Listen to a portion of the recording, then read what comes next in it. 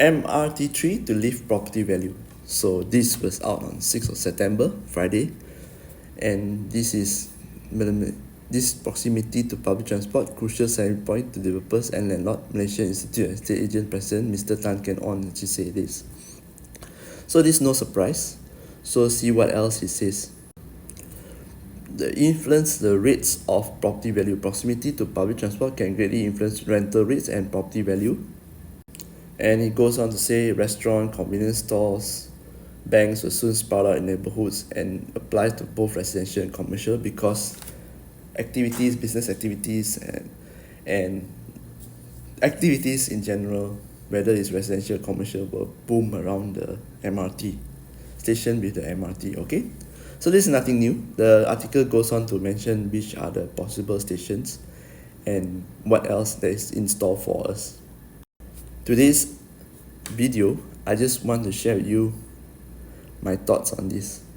Every time when you see this kind of news where there's a new mall, there's a new infrastructure like a new highway open, in this case new MRT, what will happen is that there's sure to be some experts that will tell you property price there should go up. And then there's be developers they will come in, they already priced the price, right? Then they haven't launched, right? That means they will launch much higher. Is this really something that you're all going to buy into it? Is the property price in that area with the MRT really going to go up? My answer to that question is yes. However, don't forget the developer, if I'm the developer today, I already know this news long time ago. Then what I'll do is that I will price it in my products. So you get some stupid ridiculous prices like 1 million ringgit property and beside LRT. Okay, so you can actually find these examples everywhere. People will tell you there are some developers selling ridiculously overpriced properties just because it's direct to MRT or TOD, you call it. This TOD term, 500 meters need to walk, also TOD. 800 meters also TOD. There's no such thing as there's no clear definition of TOD. So you as a buyer, as an investor, you need to find that gems that is going to go up. Okay, sometimes there's a gap.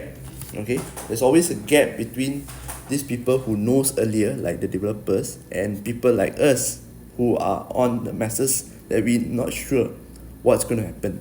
Okay, you think people like us, right, we will actually have lesser access to information. Once this information hit and is public, then any people like us, investors, right, mass market, our cable's not big lah, we have to admit that, then we will know.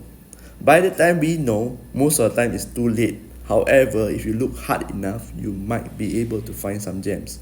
If you are a property owner already holding on to your property, don't be too happy also because no matter what, we call this a boost in the area, a booster in the area, whatever it is, a mall MRT new highway it sometimes might not add value to your property because your property is already overpriced for that area.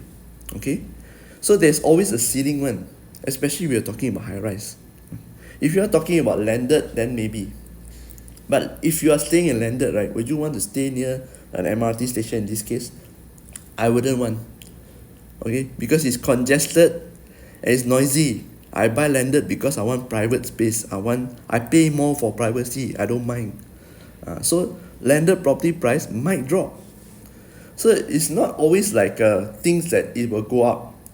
Once it reach the news like this, I want you all to actually, as an investor, right, property investors, to think, what does this news mean to me? If you are in the situation where you want to buy, you are eyeing something nearby the public transport, you want to buy for whatever reason, or you want to invest, you need to think. So now the property I want to buy, right, this price, will the owner increase or not? Or the property, if I don't buy now, next time I buy, right, this developer going to launch at what price? Is it the price is very high? It's much higher than what the neighborhood is, median price of the neighborhood.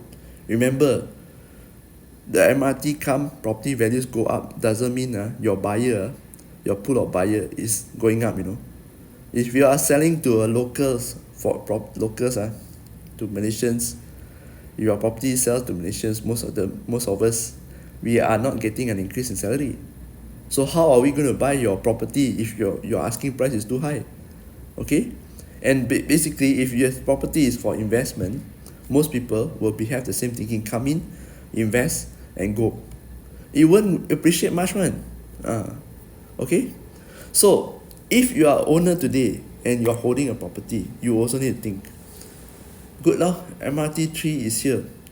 So if I bought, let's just say if I bought like 2010 or 12 years ago, more than 10 years ago, yeah, definitely you will see a boost.